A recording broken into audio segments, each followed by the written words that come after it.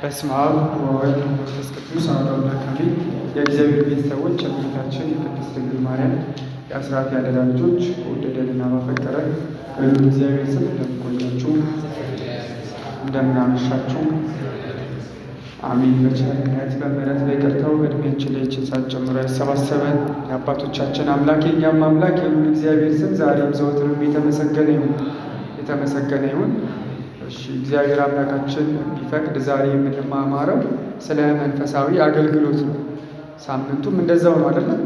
ገብርኄር ወይም ደግሞ ቸር ምን ማለት ነው? ቸር አገልጋይ። ስለዚህ ስለ ቸር አገልጋዮች ገብርኄር ወይም ቸር አገልጋይ የሚል ትርጉም ተሰጥቶታል።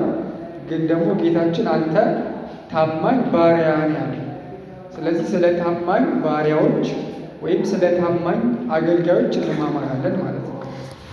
እና ያው እንግዲህ ታሪኩ ባጭሩ እንግዲህ በቅዳሴውም ይህ ሳምንት ስለ ገብርኄር ስለ ታማኝ አገልጋይ ስለሆነ የተነገረው የማቴዎስ ወንጌል ምዕራፍ 25 ላይ በሰፊው ሰምታችሁታል ወይም አንብባችሁትም ሊሆን ይችላል። ጌታችን አምላካችን መድኃኒታችን ኢየሱስ ክርስቶስ አንድ ምሳሌ ሰጥቶ ነበር። በምሳሌ እንግዲህ ክርስቶስ ሐዋርያትን ደቀ መዛሙርቱን በመዋዕለ ሥጋዌው በተመላለሰበት ዘመን ከሚያስተምርባቸው መንገዶች አንዱ በምሳሌ ማስተማር ነው እና ጌታችን መድኃኒታችን ኢየሱስ ክርስቶስ ለሐዋርያት ስለ አገልግሎት ያስተማራቸው አንድ ሰው ነበረ። እጅግ ባለጠጋ ሰው ነበር እና ይህ ሰው ወደ ሌላ ሀገር ለመሄድ ፈለገና 3 ሰዎችን መርጦ ለሶስቱም ሰዎች ምን ሰጣቸው? የተለያየ መክሊት ሰጣቸው። መክሊት ማለት የወርቅ መለኪያ ማለት ነው። ገንዘብ ብላችሁ መተርጎም ትችላላችሁ ማለት ነው። ስለዚህ ለአንዱ ስንት ሰጠው? 5፣ ለሌላው ደግሞ 2፣ ለሌላኛውም 1 መክሊት፣ 3 መክሊት እንደየአቅማቸው ሰጣቸው፣ ሀብት ሰጣቸው ማለት ነው። እና ሰጥቷቸው ወደ ሩቅ ቦታ ሄደ። እመለሳለሁ፣ እስክመለስ ድረስ ገንዘቤን ሀብቴ ምን በሉ ተብለው ነው ማለት ነው። ለአቅማቸው እንዲያስተዳድሩ ኃላፊነት ተሰጥቷቸው ያ ባለጸጋ ሄደ ማለት ነው። እና ከብዙ ጊዜ በኋላ ያ ባለጸጋ ሊቆጣጠራቸው ገንዘብ ሰጥቷቸዋል። ሲመለስ የመጀመሪያው እንግዲህ ስንት የተሰጠው ነው? 5 መክሊት የተሰጠው ሰው መጥቶ ወደ ጌታው ቀርቦ እነሆ 5 ሰጥተኸኝ ነበረ፣ ሌላ 5 ምን ብያለሁ? አትርፌያለሁ፣ ጨምሬያለሁ። የተሰጠውን ገንዘብ አትርፎ ወጥቶ ወርዶ ነግዶበት አትርፎ ሌላ 5 አተረፈ ማለት ነው። ስለዚህ 10 መክሊት ሰጠ። 5 ነበር የተሰጠው፣ ሌላ 5 ጨመረ፣ እጥፍ አደረገ ማለት ነው። ስለዚህ በዚህም ጌታው አመሰገነው ማለት ነው። አንተ ታማኝ ባሪያ፣ ታማኝ አገልጋይ። ያው እኛ አገልጋይ የምንለው ለቃል እንዲመች ወይም ደግሞ እንደው ለንግግር ደስ እንዲል ነው እንጂ ቃሉ ባሪያ ነው። በኋላ እንመለስበታለን። ለማንኛውም አንተ ታማኝ ባሪያ በጥቂት አምነሃልና በብዙ ምን እልሃለሁ እሾምሃለሁ፣ ወደ ጌታ ደስታ ግባ ተብሎ ወደ ጌታው ደስታ ገባ፣ ተሸለመ ማለት ነው። 5 ነበር የተሰጠው፣ 10 አደረገ። በጥቂቱ ታምነሃል፣ በብዙ ትሾማለህ፣ ወደ ጌታ ደስታ ግባ ተባለ። ሌላው ደግሞ 2 መክሊት የተሰጠው ሰው ነው። እሱም ቀርቦ 2 ሰጥቶኝ ነበር፣ 2 ሌላ ተጨማሪ ምን ብያለሁ?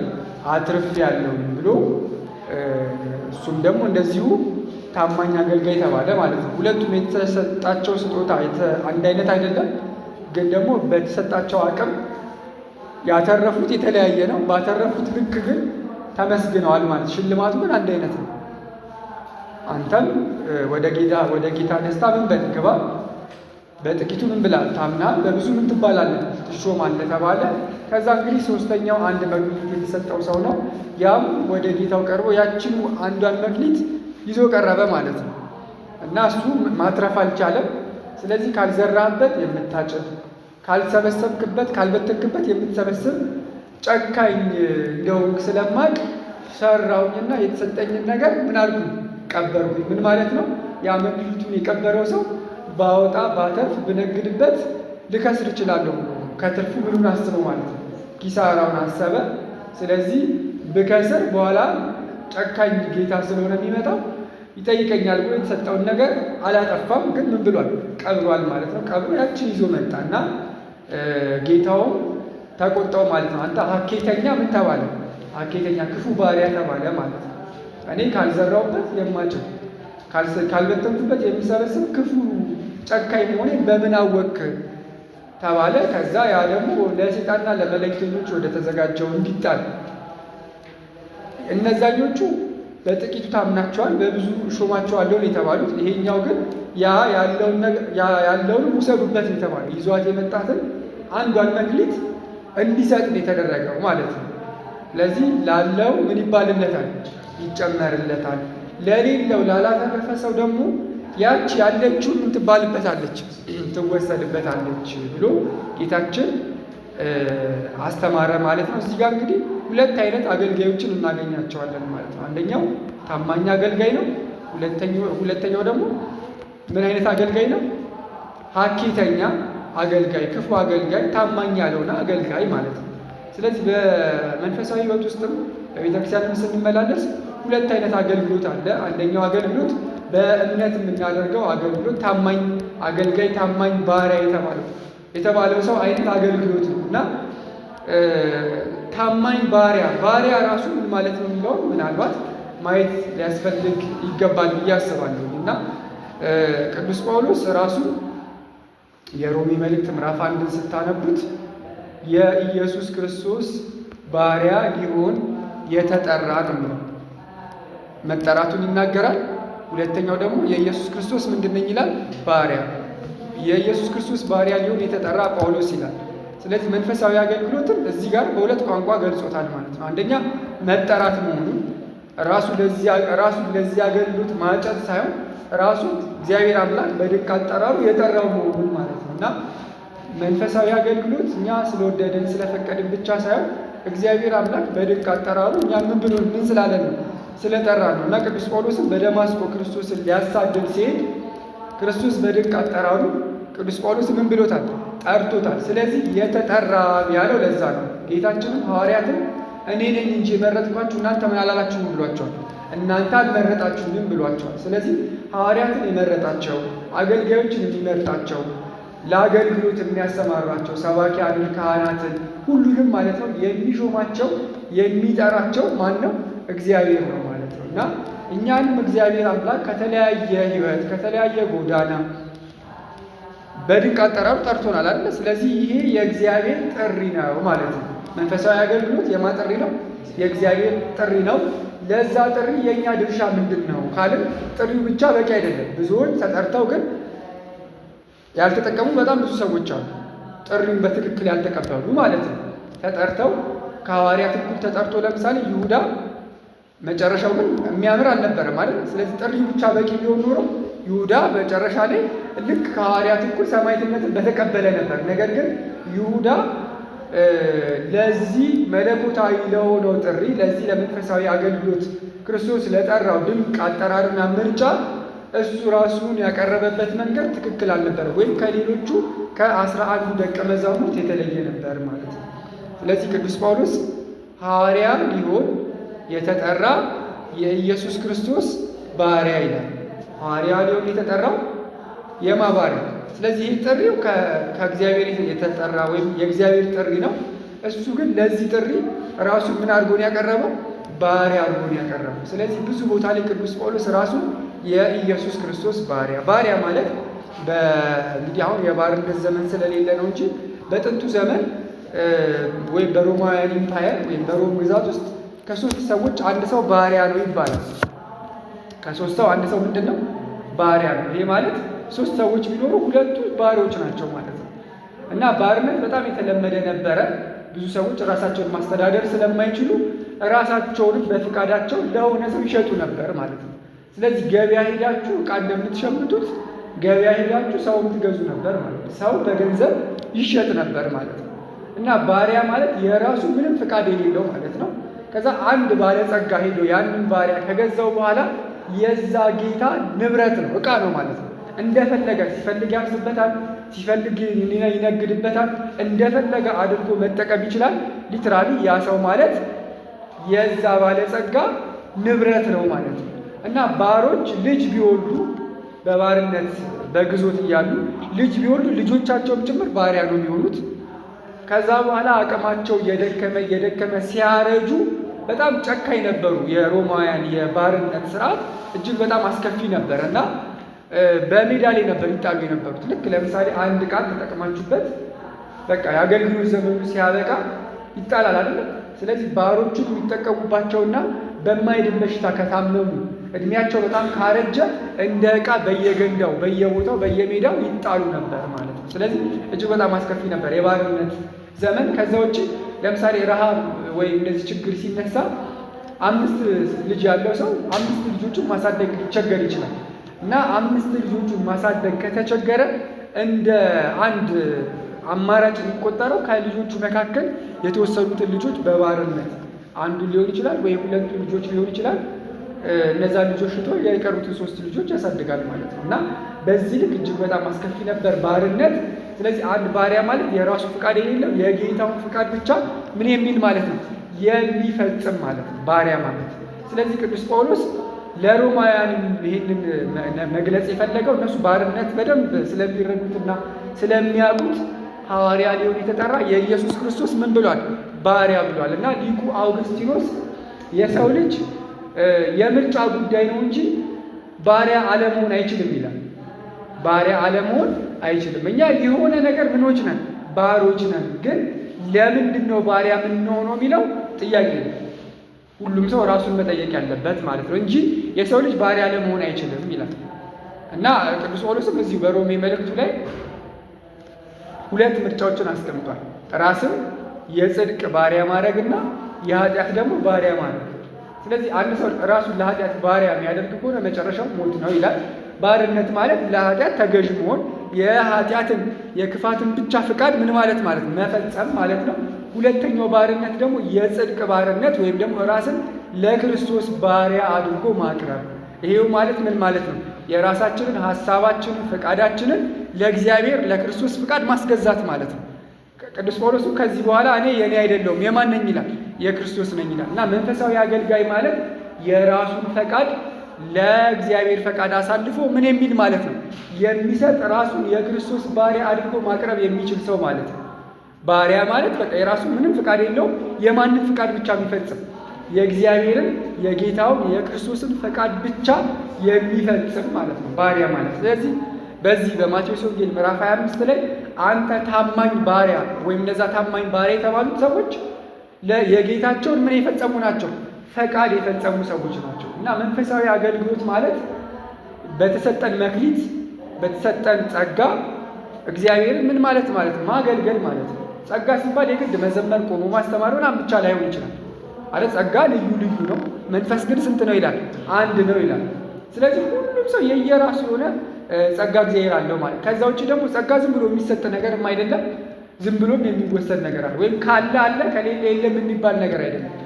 አንድ ሰው ጸጋ እግዚአብሔርን በደንብ መጠበቅ ካልቻለ ያለው ነገር ምን ሊባልበት ይችላል? ይወሰድበታል።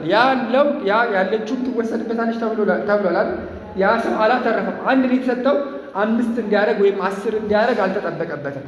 ያችን አንዷን ግን ባለማትረፉ ምክንያት ካለው ላይ ምን ይባልበታል ተብሏል? ይወሰድበታል። ያለችው ምን ትባልበታለች? የሌለው ደግሞ ምን ይባልለታል? ይጨመርለታል። ስለዚህ በትጋት የሚሰጥ ጸጋ አለ። ብዙ በማገልገል በጽናት በማገልገል በትዕግስት በማገልገል በፍቅር በማገልገል የሚጨመር የሚሰጥ ነገር አለ።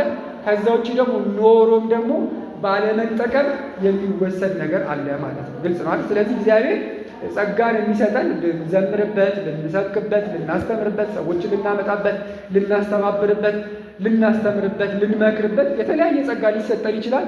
ያንን ግን አውቆ በተሰጠን ነገር ማገልገል ሌላ ያልተሰጡ ጸጋዎችን እንዲጨመሩልን ያደርጋል ማለት ነው። ያለንን መቅበር ደግሞ ልክ እንደዚህ እንደ ሀኬተኛ ባሪያ እንደተባለው ያለችን ያችው የምንቆራራባትን ነገር ምን ትባላለች ማለት ነው? ትወሰዳለች ማለት ነው። እና መንፈሳዊ አገልግሎት በታማኝነት ራስን ለእግዚአብሔር ባሪያ አድርጎ ማቅረብ ማለት ነው። ብዙ ቦታዎች ላይ እግዚአብሔር አምላክ እንደ ራሳቸው እንደ ባሪያ አድርገው ባቀረቡ ሰዎች ነው በጣም ብዙ ስራዎችን ሲሰራ የነበረው እንጂ ከነገስታት ምናምን ተመርጦ አይደለም። ሐዋርያት ገበሬዎች ነበሩ፣ አንዳንዶች ቀራጮች ነበሩ። ጥሩ የስታተስ አልነበራቸው፣ ሶሻል ስታተሳቸው ከፍ ያለ አልነበር። በጣም የተናቁ ሰዎች፣ እዚህ ግባ ማይባሉ ሰዎች ናቸው ወንጌልን በዓለም ምን ያሉት የሰበኩት ያስተማሩት ማለት ነው። እና ሂዱና ወንጌልን በኢየሩሳሌም በይሁዳ በሰማርያ እስከ ዓለም ዳርቻ ስበኩ ተብለው ሰብከው አስተምረው ዓለምን ወደ ክርስትና መለወጥ የቻሉት እንደ ጨው የመረረውን ዓለም ማጣፈጥ የቻሉት ምንም እዚህ ግባ የማይባሉ ወይም ደግሞ ይህን ያክል ብዙም ትልቅ እውቀት የሌላቸው ሰዎች እንዲህ ፍልስፍና ወይ በዓለማዊ ሕይወታቸው ትልቅ ደረጃ የደረሱ ሰዎች ምናምን አይደለም እግዚአብሔር የመረጠው እና እግዚአብሔር ለአገልግሎት እንደዚህ አይነት ሰዎችን ሊጠቀም ይችላል ማለት ነው።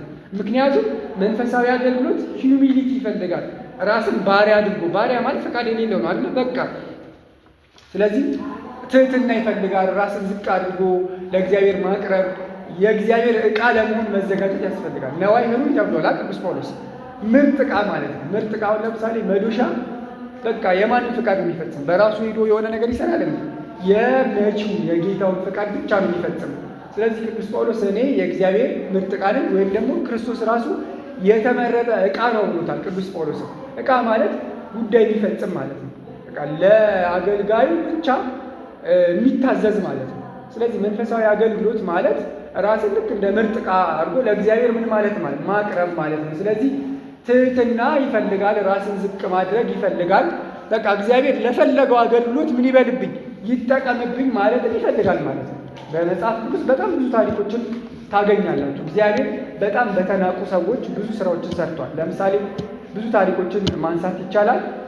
በሁለተኛ ነገሥት ምዕራፍ 6 ላይ በጣም ደስ የሚል አንድ ታሪክ አለ እና እስራኤላውያን ሶርያውያን ከበዋቸው ነበረ እና ጦርነት በጣም እንግዲህ የእስራኤል ታሪክ አንዴ ረሃብ አንዴ ጦርነት አያጣውም እንደምታውቁት እና አንድ ወቅት ግን የገጠማቸው ነገር ችግር በጣም ከፍተኛ የሆነ ችግር ነበር። በጣም አስቸጋሪ ሁኔታ ውስጥ ገብተው ነበር። እንግዲህ በጥንት ዘመን እነ ያዕቆብ በነበሩበት ዘመን እስራኤላውያን እነ ዮሴፍ በነበሩበት ጊዜ ማለት ነው ሲራቡ ቢያንስ ወደ ግብፅም ወደ ተለያዩ ሀገሮች ሄደው ረሃባቸውን ምን ይላሉ እያስታግሱ ነበር እና በኢየሩሳሌም ወይም በሰማሪያ በጣም ከፍተኛ የሆነ ረሃብ ተፈጥሮ ነበር። ትልቅ ረሃብ ተከስቶ ነበር እና ሌላ ሀገር ደግሞ እንዳይሄዱ ሳምራውያንም ሶርያውያን ከበዋቸው ነበር። ስለዚህ እንዳይወጡ ተከበዋል። መሀል ላይ ደግሞ ምን ተነስቷል? ረሃብ ተነስቷል እና ረሃቡ እጅግ በጣም አስከፊ ነው። ለመናገር ራሱ በጣም ይከብዳል። ለዚህ ነው አንዳንድ ጊዜ ከረሃብ ምን ይሻላል ይላል ቅዱስ ጳውሎስ፣ ሰይፍ ይሻላል ይላል። ሰይፍ ቀላል ነው። በሰይፍ አንድ ሰው አንዴ ነው የሚሞተው። ረሃብ ግን በአንዴ አይገድልም። ቀስ እያለ እያመነመነ ቆማችሁ ሰውነታችሁ አልቆ ነው የምትሞቱት እና ከሞቱ አሟሟቱ በጣም ስለሚከፋ ከረሃብ ምን ይሻላል ተብሏል? ሰይፍ ይሻላል። አሁን ሰይፍም መጥቶባቸዋል፣ ረሃብም መጥቶባቸዋል፣ ተከበዋል በሶርያውያን። መሀል ላይ ደግሞ በጣም አስከፊ የሆነ ዘግናኝ የሆነ ረሃብ ተከስቷልና ረሃቡን መጽሐፍ ቅዱስ ላይ የተገለጸበት መንገድ የረሃቡን አስከፊነት በጣም በሚገልጽ ሁኔታ ነው። የአህያ ጭንቅላት በ50 ብር ተሽጦ እስከ መበላት ድረስ ከባድ ነው አይደለም? ከዚህ ይልቅ የርግብ ኩስ ይሸጥ ነበር። ኩስ በ5 ብር። ከእንደዚህ አይነት ረሃብ እግዚአብሔር ይሰውራል። የአህያ ጭንቅላት ከመብላት ማለት ነው። ለአይሁዳውያን ደግሞ በጣም የሚበላ ማይበላ ብለው በጣም ጠንቀቆች ናቸው እና እንደዚህ አይነት ችግር ሲመጣ ግን ምንም ማድረግ አልተቻለም። የአህያ ጭንቅላት በ50 ብር የርግብ ኩስ ደግሞ በ5 ብር ገዝተው እስከ መብላት ደርሰው ነበር። ይሄ በጣም ቀላሉ ነገር ነው። ሌላው በጣም አስከፊ ነገር እናት ልጇን በልታለች። የመጨረሻው ማለት ነው እና የረሃቡ የመጨረሻው አስከፊነት ጥጉን የምትረዱት እንደውም ወደ ንጉሱ ሄደው 2 ጎረቤታማቾች ናቸው፣ ጓደኞች ናቸው። ሄደው ፍረድልን አሉት። በቃ ፍረድልን ሲሉት እኔ እንዴት እፈርድላችኋለሁ? እግዚአብሔር ያራራላችሁ፣ እግዚአብሔር ያላዘነላችሁን እኔ እንዴት ላዝንላችሁ እችላለሁ አላቸው እና በጣም ሲያስጨንቁት እሺ ጉዳያችሁ ምንድን ነው ሲላቸው አንዲት ሴት ተነስታ እቺ የምታያት ሴት ዛሬ የኔን ልጅ ረሃቡ በጣም ሲጸናብን ዛሬ የኔን ልጅ ወይም ያንቺን ልጅ አብረን እንብላ አለችኝ። በንጋታው ደግሞ የኔን ልጅ እንበላለን ተባብለን ተስማማን እና በዛ ውላችን መሰረት የኔን ልጅ ቀቅለን በላን። ከባድ ነው አይደል? ስንናገረው ቀላል ነው፣ ግን ረሃብ ከባድ ነው እና በማግስቱ ያንቺን ልጅ ስጪኝ ስላት ልጇን አሸሸች። ልጇን ሸሸገች እና ምን ይሻላል ብላ ጠየቀችው እና ንጉሱ በጣም አዘነ እና ዛሬ በወቅቱ ነብይ የነበረው ኤልሳ ነበር። የኤልሳ ራስ በላዩ ላይ በራሱ ላይ ካደረች የኤልሳ አንገቱ ማለት ነው በላዩ ላይ ካደረች እኔ ኤልሳ ማነው ንጉሥ አይደለሁም ብሎ ማለት። ምክንያቱም እነሱ የሚያስቡት ረሃቡ የተነሳው በማን ነው ብለው ነው የሚያስቡት፣ በነቢያቱ። ምክንያቱም ከኤልሳ በፊት የነበረው ማን ነው?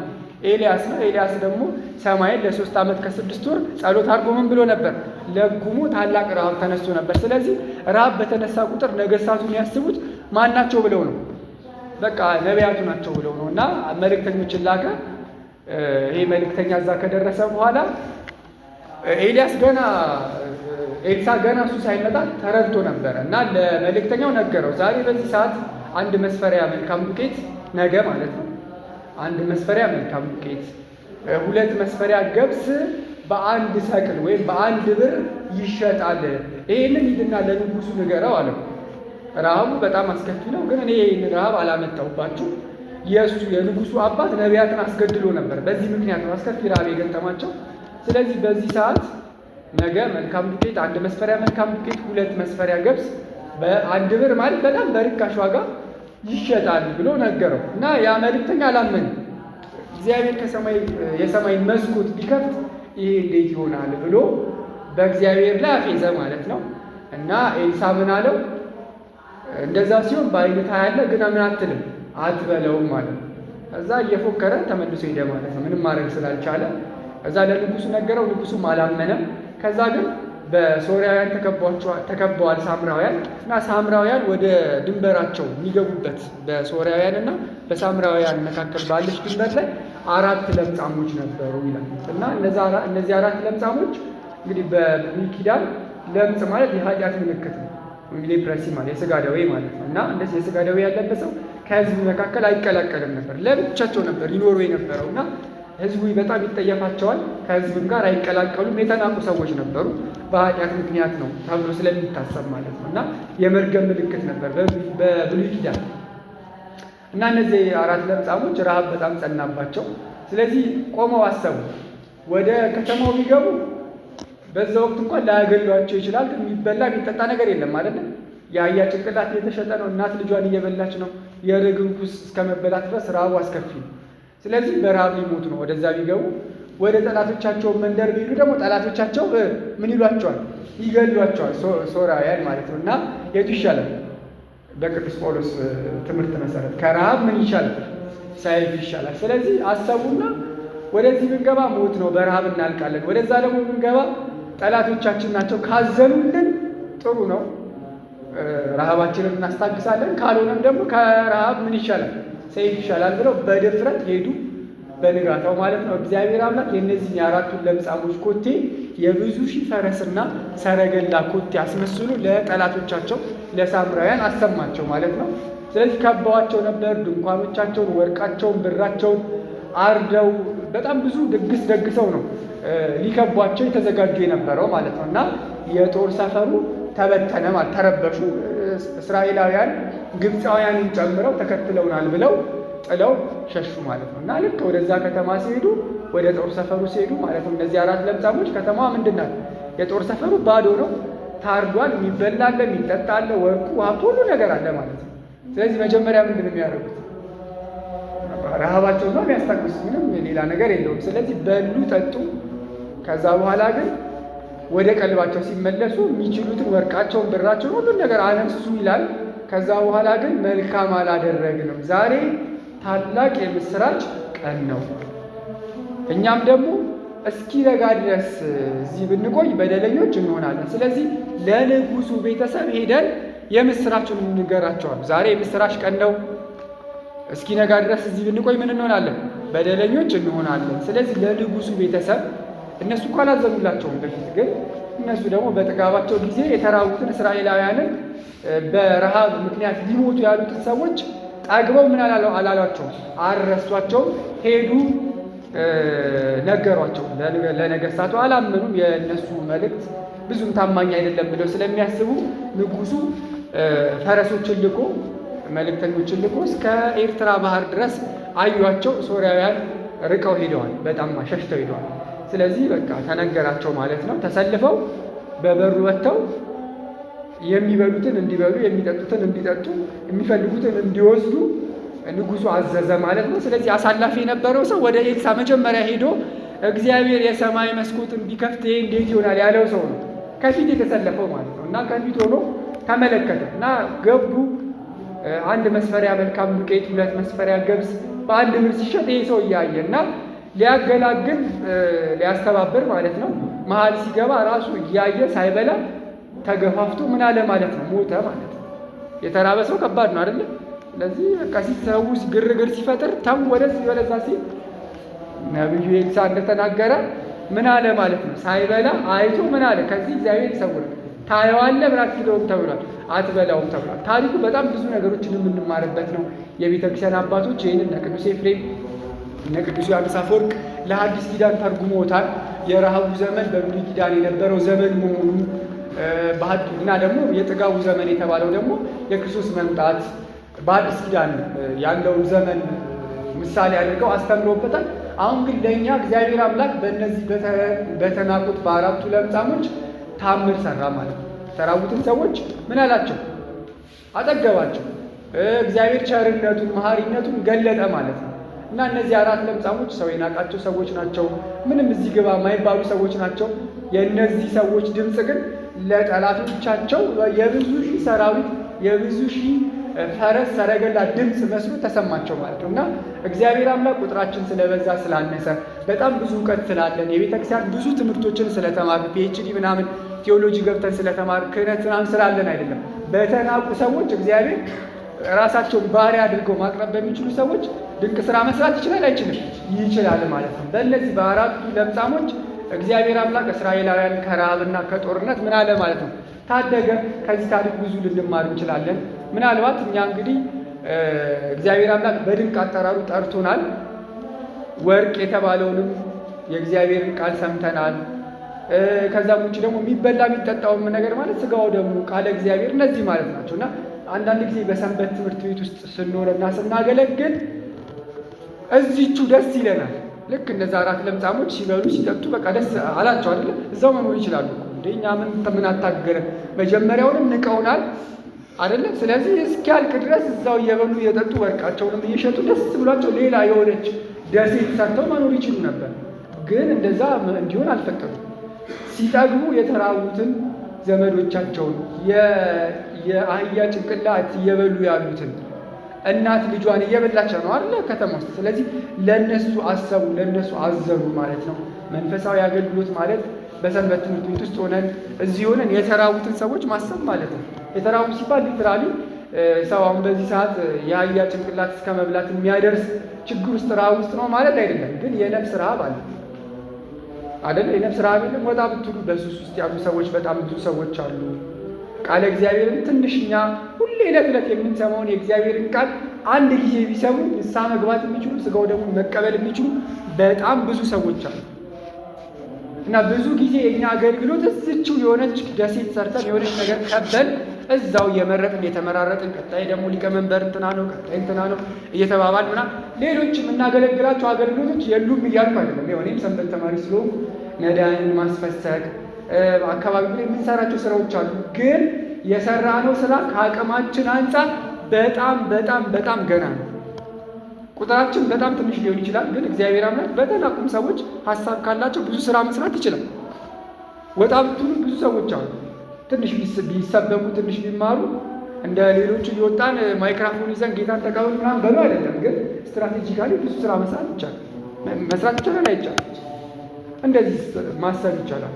ሊስትሮች አሉ እንደዚህ ሰው ምንም ማያስባቸው ሰዎች በስራ ቦታችን ሊሆን ይችላል፣ በቤታችን ሊሆን ይችላል። እንደዚህ ብቻ ስትራቴጂካሊ ያስበን ለምሳሌ የቤት ሰራተኞችን ጉባኤ ወይም ማዘጋጀት ወይ እነሱን ማስተማር ለእነሱ ብቻ ተብሎ የሆነ ጉባኤ ቢዘጋጅ እንዲህ ብቻ ብዙ ነገር አስቡት። ብናስብ ምን ለማለት ፈልጌ ነው? እኛ ስንጠግብ በቃለ እግዚአብሔር ነፍሳችን ስትረካ ቃለ እግዚአብሔርን የተራቡትን ሰዎች ብዙ ጊዜ አናስብም። ይሄ ደግሞ የዕለት ተዕለት ተግባራችን ሊሆን ይገባል። እንደዛ ሲሆን ነው እግዚአብሔር አምላክ የበለጠ ጸጋውን እያበዛልን እየጨመረልን የሚመጣው ማለት ነው። እና ነፍሳቸው የተጠማችን ሰዎች የተራበችን ሰዎች ማስተማር ማጥገብ ማለት አንድ ትልቅ አገልግሎት ማለት ነው። እሱ ለዚህ እግዚአብሔር በቃ ልክ እንደ ለምጻሞቹ የተናቀ ሰው ነው የሚፈልገው። ራሱ ለእንደዚህ አይነት አገልግሎት ባሪያ አድርጎ ማቅረብ የሚችል ሰው ማለት ነው። ባሪያ የራሱ ፈቃድ የለውም ብለናል። በቃ የራሱ ፈቃድ ለእግዚአብሔር ፈቃድ አሳልፎ መስጠት የሚችል ማለት ነው። መልካም ታማኝ ባሪያ የሚባለው እንደዚህ አይነት ሰው ነው። ስለዚህ እሱን ማሰብ ያስፈልጋል። እነ ሙሴን እግዚአብሔር አምላክ በቃ ሙሴ እኮ አልሄድም ብሎ ነበር በትህትና ማለት ነው። እመቤታችንም ማነውኝ የእግዚአብሔር ባሪያ ነኝ ብላለች አይደል? እመቤታችን ባሪያ ካለች እንግዲህ እኛማ ምን ልንሆን ነው? ባርነት ራሱ ሲበዛብን ነው አይደለ? እና ግን ይሄ የፍቅር ባርነት ነው። መጨረሻውም ደግሞ ደስ የሚል አክሊል የሚያቀዳጅ ነው አይደል? የእግዚአብሔር ፊቱን እኮ ነው የክርስቶስን ፊቱን የሚያሳይ ባርነት ነው። ለኃጢአት ባሪያ ብትሆኑ መጨረሻው ምንድን ነው? ልክ እንደ እዛኛው ዕቃ አንድ ዕቃ አገልግሎቱን ሲጨርስ ይጣላል አይደል? ስለዚህ ኃጢአት ራሳችንን ለኃጢአት ባሪያ አድርገን ካቀረብን ከተጠቀመብን በኋላ አሳልፎ ምን ይለናል ማለት ነው? ይሰጠናል ማለት ነው። እና እግዚአብሔር አምላክ በተናቁ ሰዎች ራሳቸውን እንደ ባሪያ አድርገው ባቀረቡ ሰዎች በጣም ብዙ ድንቅ ድንቅ ተአምራትን ብዙ ስራዎችን ሰርቷል። ሌላ አንድ ታሪክ ልጨምርላችሁ። ለምሳሌ በቤተክርስቲያን ታሪክ በ9ኛው መቶ ክፍለ ዘመን ስለ ስምዖን ጫማ ሰፊው ታሪክ ታውቃላችኋል። እና ስምዖን ጫማ ሰፊው በ10ኛው መቶ ክፍለ ዘመን በግብፅ ይኖር የነበረ በቃ ጫማ እየሰፋ የሚተዳደር ሰው ነበር። እና በወቅቱ እንግዲህ የሃይማኖታዊ ክርክሮች ይደረጉ ነበር። የእስልምና ካሊፌቶች ነበሩ። ስለዚህ እነሱ ከኦርቶዶክሳውያን ጋር ከጳጳሳት ጋር የቅበተ እምነት ክርክሮች ይደረጋሉ ማለት ነው። እነሱ መጽሐፍ ቅዱሳቸው እነዛም ቁርአናቸውን ይዘው ክርክር ይደረግ ነበር ንጉሱ ባለበት ማለት ነው። እና በአንድ ወቅት እንግዲህ በማቴዎስ ወንጌል ምዕራፍ 17 ላይ አንድ የመጽሐፍ ቅዱስ ታሪክ አለና የሰናፍጭ ቅንጣት ታክል እምነት ቢኖራችሁ ይህንን ተራራ ከዚህ ተነስተ ወደዛ ሂድ ብትሉት ምን ይላል? ይሄዳል የሚል ጥቅስ በእስልምና በኩል የሚከራከረው ሰው አገኙ።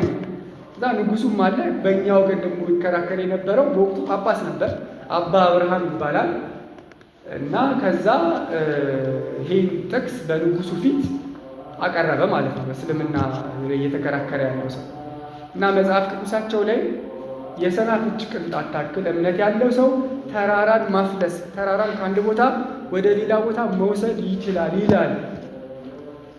እና ስለዚህ መቼስ መጽሐፍ ቅዱሳቸው ትክክል ከሆነ ሃይማኖታቸው ትክክል ከሆነ ከእነሱ መካከል የሰናፍጭ ቅንጣት እምነት ያለው ሰው ምን አይልም አይጠፋም። ስለዚህ ተራራን ያፍልሱ አለ ማለት ነው። እና ንጉሱ በጣም ደስ አለ ካሊፌቱ።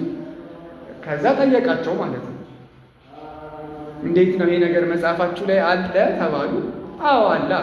በእኛ ጊዜ ቢሆን አለ፣ ግን ትንሽ አንድምታ ምናምን አለ። መጽሐፍ ቅዱስ ቀጥታ አይተረጎም ምናምን ልንል እንችላለን ለማምለጥ ማለት ነው። እና ያው መጽሐፍ ቅዱስ ላይ አለ እሱማ። ስለዚህ በቃ እንደዛ ካለ ማለት እዚህ ጋር ተራራ አለ፣ ትልቅ ተራራ። ያንን ተራራ ወደዚህ ማሸሽ እኮ ነው፣ ቀላል ነው። ከዛ እንደዛ ከሆነ እኔ እናንተን ሃይማኖት እቀበላለሁ፣ ካልሆነ ግን ያን ማድረግ ካልቻላችሁ ካይሮ ውስጥ ክርስቲያን የሚባል አይኖርም ማለት ብሎ አዋጅ አወጀ ማለት ነው። ስለዚህ እነሱ ያው ጸሎት ነው ማድረግ የሚችሉት። በቃ ጊዜ ይሰጠናል፣ 3 ቀን ሱባኤ እንያዝ፣ ጸሎት እንያዝና ከኛ መካከል እግዚአብሔር አምላክ የፈቀደለት ሰው ተራራውን ምን ማለት ይችላል? ማፍለስ ይችላል ብለው ተናገሩ ማለት ነው። 3 ቀን አይደለም 7 ቀን ሰጣቸዋለሁ፣ ችግር የለውም ማለት። ከዚያ የእመቤታችን ትልቅ ገዳም አለ፣ እዛ ጸሎት ማድረግ ጀመሩ። በ3ኛው ቀን እመቤታችን ተገለጠችላቸውና ይሄንን ተራራ ማፍለስ የሚችል እናንተ መካከል የለም፣ አሁን ሱባኤው ከያዙት መካከል ማለት ነው። ከእናንተ መካከል ሳይሆን ሌላ አንድ ጫማ የሚሰፋ ሰው አለ፣ ስምዖን ይባላል ብላ ምልክት ነገረቻቸው። ታገኙታላችሁ እና እሱ ነው ያንን ተራራ የሚያፈልሰው ብላ ነገረቻቸው። አፋለጉት፣ ሄደው አገኙት። በ3ኛው ቀን እንደተባለው ያንን ተራራ አፈለሰው ማለት ነው። ሂድ አለው፣ ሄደ። ንጉሱ በጣም ተደነቀ። ክርስትናን ተቀብሎ እንደሞተ ነው ታሪኩ የሚያስረዳው። ከዛ ውጪ ያ እንግዲህ ስምዖን ጫማ ሰፊ ከዛ ቀን ጀምሮ በዛ ቦታ አልተገኘም ማለት ነው። እንግዲህ በየጊዜው ተራራ ሊያፈልስ ነው ማለት ነው። የሆነ ነገር ሲባል ያው የቤተክርስቲያን አባቶች ጸጋቸውን ይደብቃሉ። ሲታወቅ አይደለም የሆነ ነገር ሲታወቅ እዛው የሆነ የስራ እድል አይፈጥሩበትም፣ ወደ ሌላ ቦታ ነው የሚሄዱት። መፋውን ለምሳሌ በጣም በፈውስ ከታወቁ የሆነ ብቻ ድርጅት ከፍተው በቃ የፈውስ አገልግሎት ምናምን ብለው ለጥፈው ሲያጠምቁ ምናምን አይኖሩም። በቃ ወደማይታወቁበት ቦታ ይሄዳሉ ማለት ነው። እና ስለዚህ አረጋዊው ስምዖን ጫማ ሰፊው ያንን ቦታ ለቆ ሄደ። ያ ተራራ በስምዖን ተሰየመ ማለት ነው። እና አሁንም ድረስ በጣም ብዙ ሰዎች የሚጎበኙት ቦታ ነው። ገዳም ተሰርቶበት በጣም ብዙ መናንያን እዛው ይኖሩበታል። እንደውም ግብፃውያን ብዙ ጊዜ እሱን ሲያዩት ይጠየፉት ነበርና ቆሻሻው ማከማቻ አድርገውት ነበር። እና እነሱ ግን ያንን ቆሻሻ ወደ ኤሌክትሪክ ወደ ሌላ ኃይል ወደሚቀይር ቴክኖሎጂ ፈጥራ ያንን ቦታ ቀድሰውት ገዳም አደረጉት ማለት ነው። ምን ልላችሁ ፈልጌ ነው፣ እግዚአብሔር አምላክ ምንም ሰው እዚህ ግባ ባላለው ሰው ምንም በቃ መኖሩ ራሱ በማይታወቅ በጣም ተራ በተባለ ጫማ በሚሰፋ ሰው እስራኤል ማን ነው ግብፃውያንን በወቅቱ እዛ ይኖሩ የነበሩትን ክርስቲያኖች ከሞት ምን አላቸው ማለት ነው፣ ታደጋቸው ማለት ነው። በቃ እግዚአብሔር አምላክ እንደዚህ ስራዎችን ይሰራል ማለት ነው። መጽሐፍ ቅዱስ ላይ በጣም ብዙ በቤተክርስቲያን ታሪክ እንዲህ ድንቅ ስራዎችን የሰሩ ብዙ ሰዎችን ታገኛላችሁ። እና አሁን ያለነው ሰዎች እዚህ አካባቢ ያሉትን ሰዎች ለመቀየር በቂዎች ነው። በአንድ ሰው ምክንያት ለምሳሌ በቤተክርስቲያን ታሪክ አንድ ሰው 14 ክርስቲያኖች ብቻ የነበሩባትን ከተማ እሱ ሲያርፍ በዛ ከተማ 14 ብቻ ሌሎች እምነት ተከታዮች እንዲኖር አድርገው አንድ ሰው እና ጎርጎሪዮስ ታላቁ ቅዱስ ጎርጎሪዮስ ገባሬ መንክራት ይባላል። ሴንት ግሪጎሪ ዘወንደር ወርከር ይባላል። በጣም የሚደንቅ ታሪክ ያለው ሰው ነው። እሱ በግብፅ ለትምህርት ነበር የሄደው።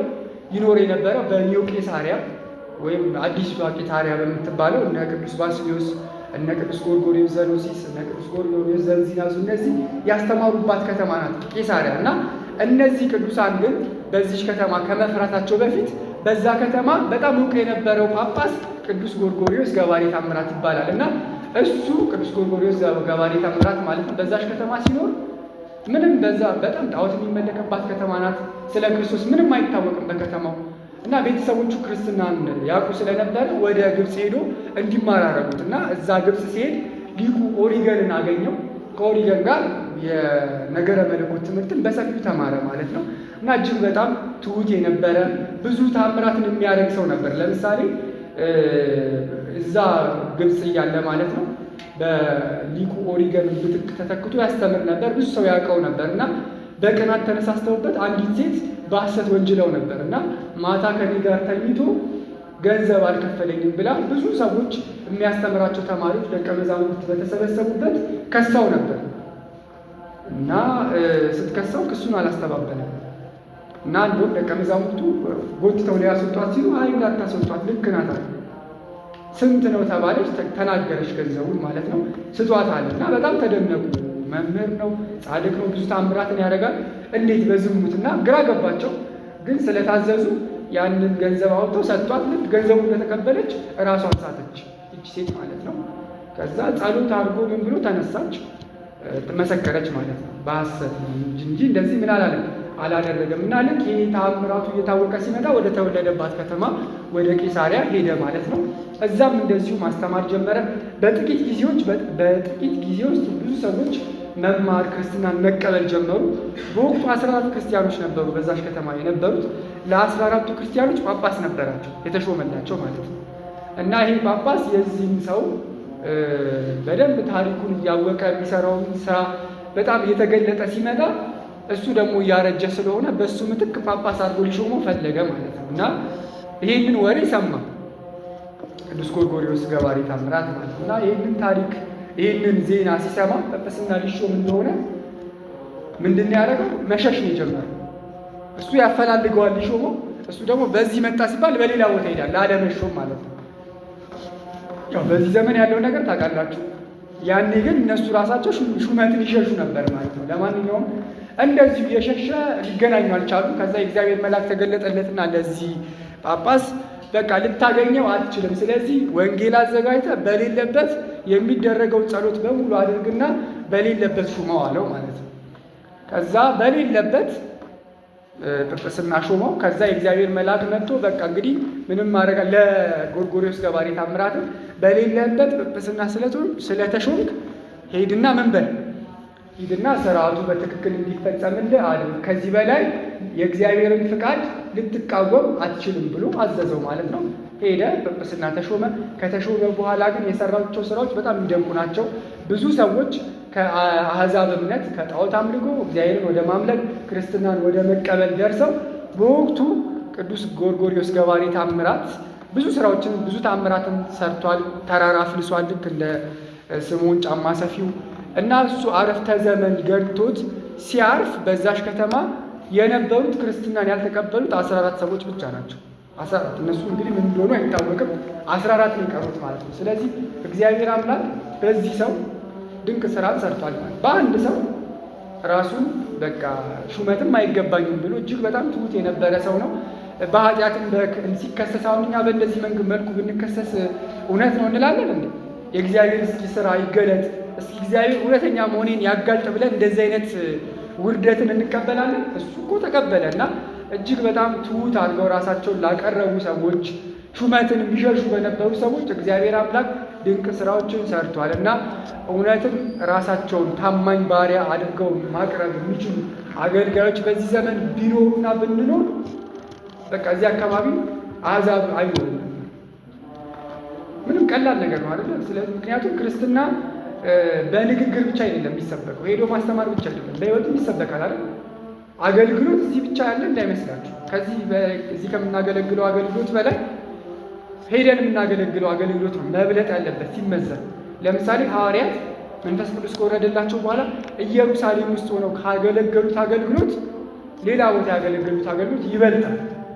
እዛው እኮ በቃ ክብ ሰርተው እኛ ልክ እንደ ሰንበት ትምህርት እዚህ እንደምናገለግለው እዛው ቁጭ ቢሉ ኖሮ ወንጌል ወደ ዓለም ይሰበክ ነበር፣ ይዳረስ ነበር፣ አሕዛብ ክርስትናን ይቀበሉ ነበር። እኛም ይሄኔ አይታወቅም፣ ይሄኔ አይሁዳዊ ነበር። አሕዛብ እንኳን ባንሆን እንደ አይሁድ በቃ ገና መሲሁን ክርስቶስን እየተጠባበቅን ነበር ማለት ነው። ስለዚህ የሐዋርያት ከኢየሩሳሌም መውጣት ነው ወንጌል ወደ ተለያየ ዓለም እንዲሰበክ ያደረገው ማለት ነው።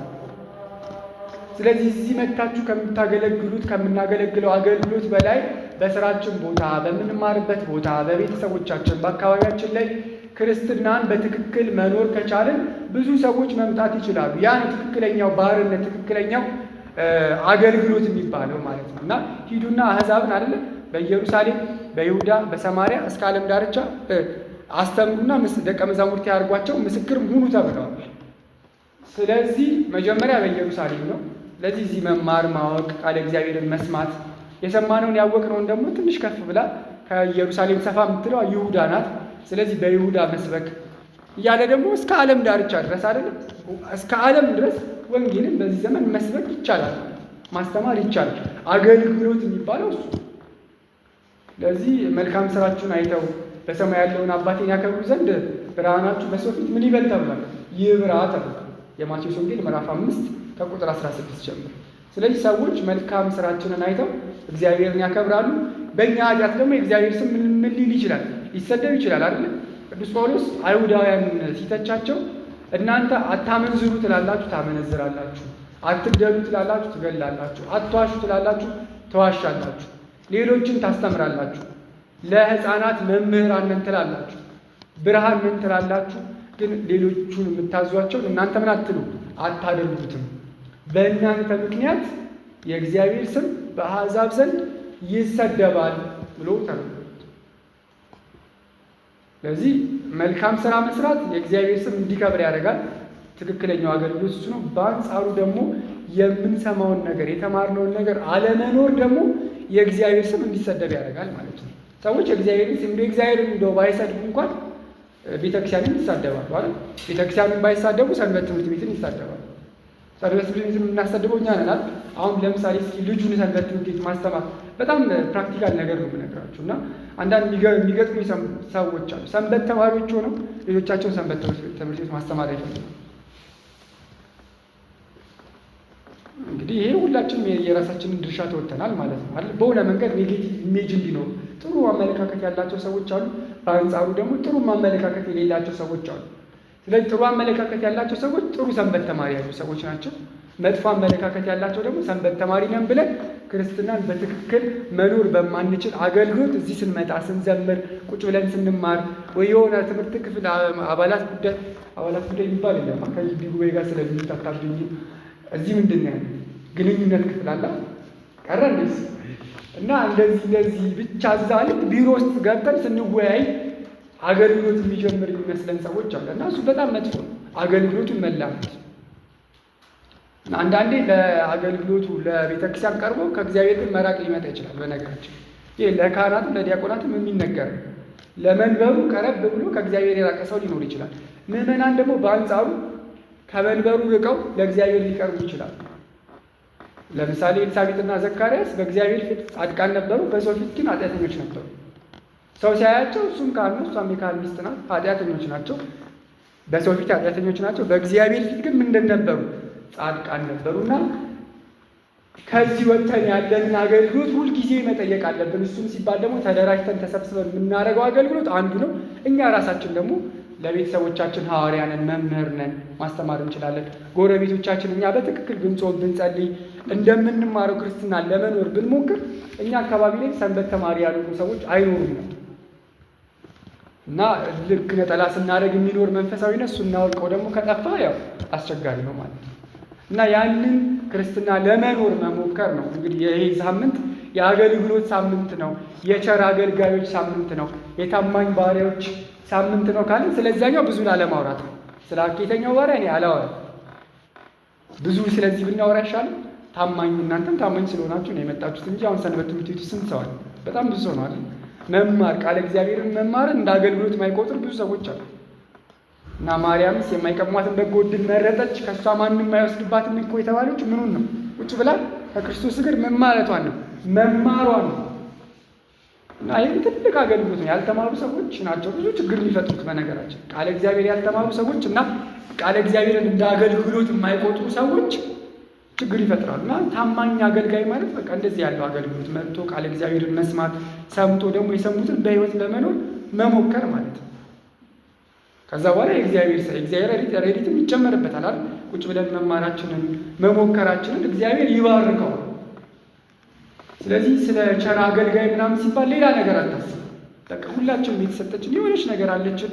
ያችን በምንሰራበት ቦታ፣ በምንማርበት ቦታ፣ በአካባቢያችን፣ በቤተሰቦቻችን የሆነች ነገር ለማድረግ መሞከር ነው። እግዚአብሔር ያችን ይባርካታል። በተናቀቿ በዛች አገልግሎት ብዙ ሰዎች እንዲመጡ ማድረግ ይቻላል ማለት ነው። እንደዚህ ካረጋችሁ መጨረሻ እንግዲህ የአገልግሎታችሁን ፍሬ ትቀበላላችሁ ማለት ነው።